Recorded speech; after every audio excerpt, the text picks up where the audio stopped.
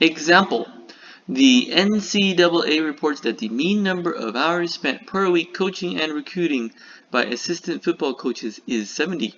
A random sample of 50 assistant coaches showed the mean to be 67.86 hours with a standard deviation of 8.2 hours.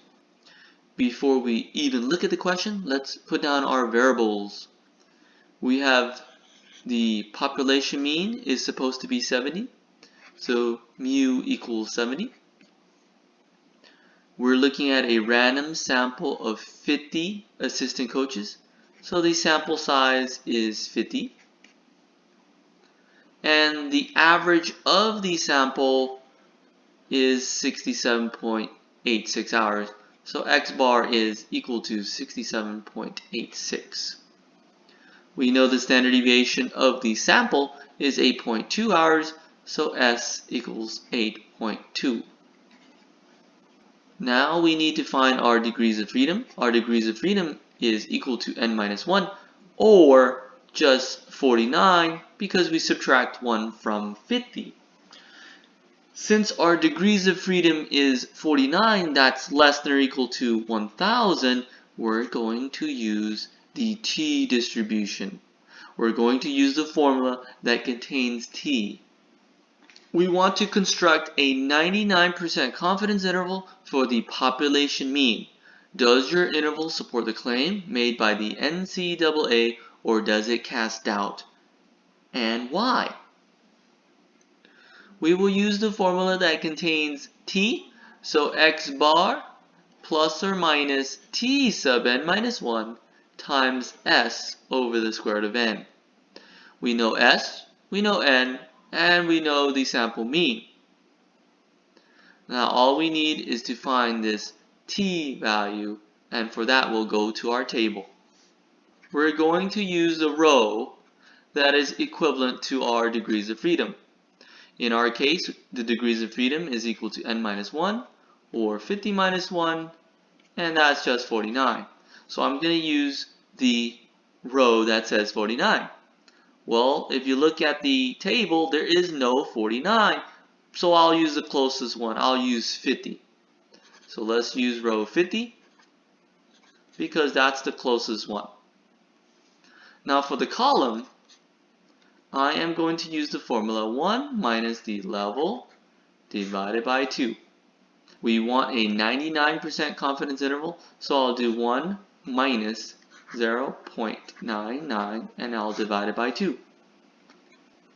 This gives me 0.005.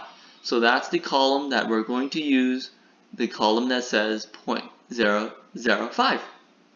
We'll intersect the row and the column, and here is our value. Our t value is 2.678. Our t value is equal to 2.678. We know x bar is equal to 67.86, and we know s is equal to 8.2. So now we have everything we need to do the problem. I'm going to plug in x bar, which is 67.86 plus or minus t sub n minus 1. We got that from our table, and that's 2.678. We're going to multiply that by the standard deviation, which is 8.2, and divide that by the square root of n, which we know is 50. I'm going to do the right side of the plus or minus first. So we have 67.86 plus or minus 3.106. Now to do the plus or minus, you always do the subtraction between the two numbers first. 67.86 minus 3.106, and then do it again, but this time use the addition. My lower limit is 64.754, and when we do the addition, 67.86 plus 3.106, we get the upper limit is 70.966. This means we are 99% confident that the average time spent coaching is between 64.754 and 70.966 hours. We are 99% confident that the average time spent coaching is between 64.754 and 70.966 hours. Does your interval support the claim made by the NCAA, or does it cast doubt? Their claim was that the mean was equal to 70, and 70 is within the interval. The lower limit, 64.754, and the upper limit, 70.966, contains 70, so it does support our claim. 70 is within our confidence interval. Example. A hospital administrator wants to estimate the mean length of stay for all inpatients using that hospital. A sample of 1,049 records of patients yielded a mean stay of 7.4 days and a standard deviation of 3.7 days. Before we look at the question, let's write down what we know. We know the sample is of 1,049 records, so n equals 1,049. We know that the average stay for those 1,049 is 7.4 days. So x bar is 7.4. The sample standard deviation is 3.7. I want you to note the degrees of freedom is equal to n minus 1. In our case, it's 1,049 minus 1, or 1,048. And that is greater than 1,000. So we're going to use z in this problem. We're going to use z for our confidence interval. Now we can answer the question. We want to construct a 95% confidence interval for the mean length of stay for all inpatients at this hospital. The formula is x bar plus or minus z times s over the square root of n. Again, we use z because the degrees of freedom was greater than 1,000. Recall, x bar is equal to 7.4. S is equal to, we have x bar, we have s, we have n. The only thing we're missing is this z. To find this z, we'll go to our table. If you go to our table, the degrees of freedom is equal to 1,048. So we'll go to the very bottom. The closest one to 1,048 is row z.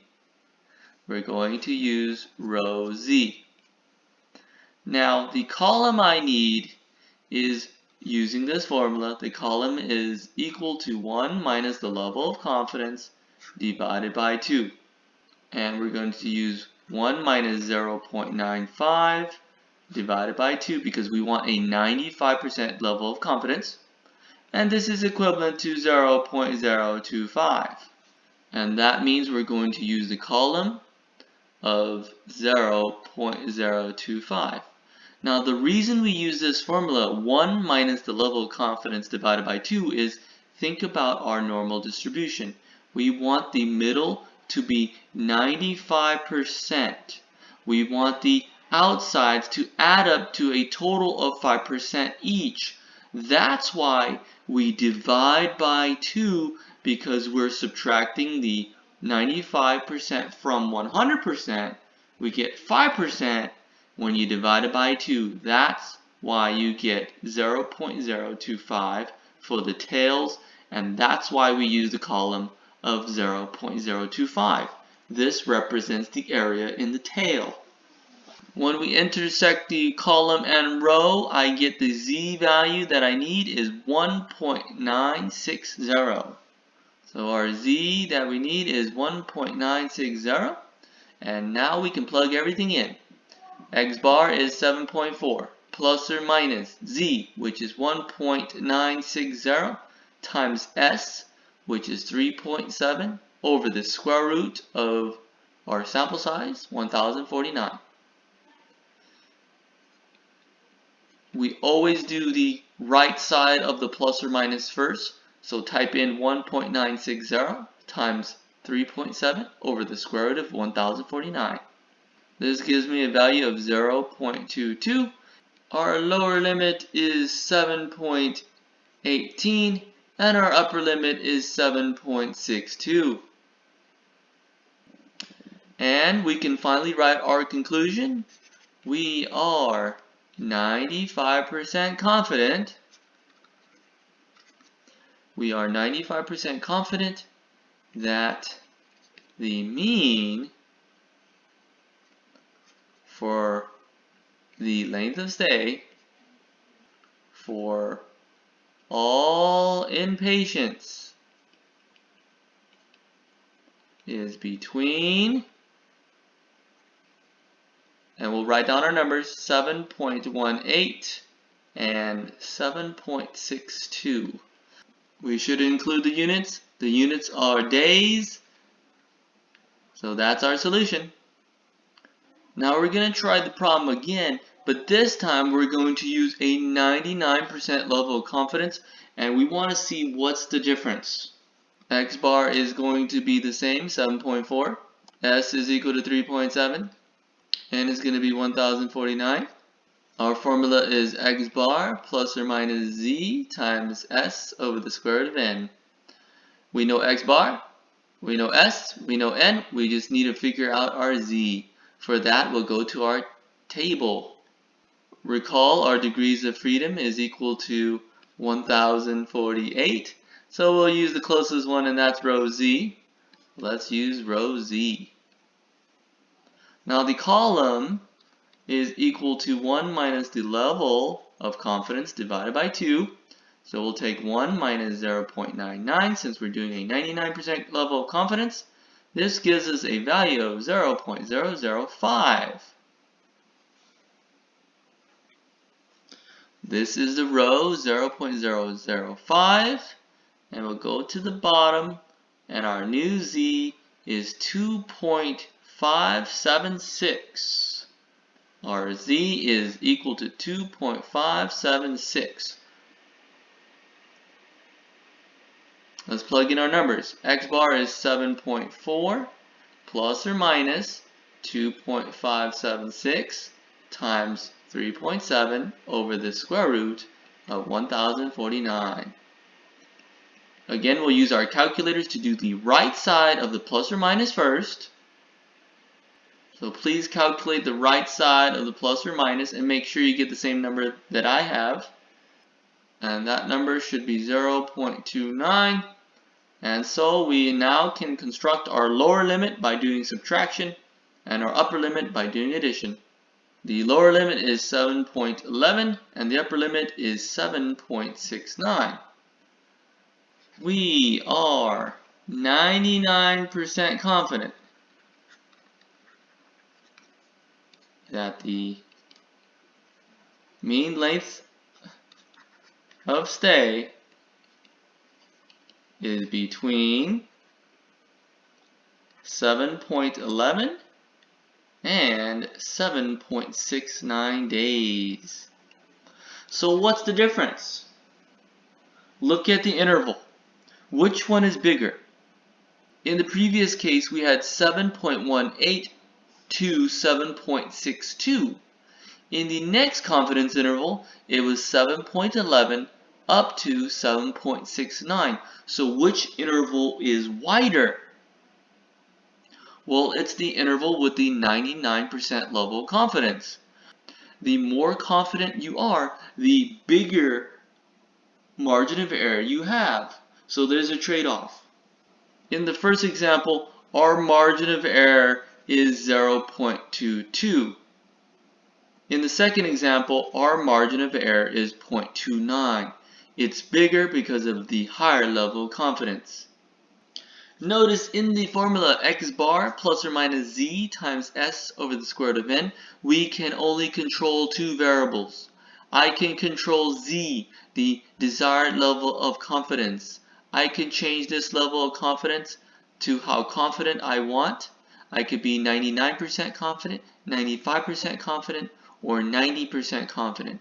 Now the sample size controls the margin of error also. The larger the sample size, the smaller the margin of error. This number becomes smaller because we're dividing by a bigger number. So the more information you have, the more precision you have, the less margin of error. The higher level of confidence, the wider the interval, everything else being equal. However, we are less precise about the population mean, the parameter that we're trying to estimate. Thus, it is a trade-off. Recall the central limit theorem. The sample size also affects the width of the interval. The larger the sample size, the narrower the interval, since n is in the denominator. Thus, the more information that you collect, the more precise your estimate will be for any given level of confidence.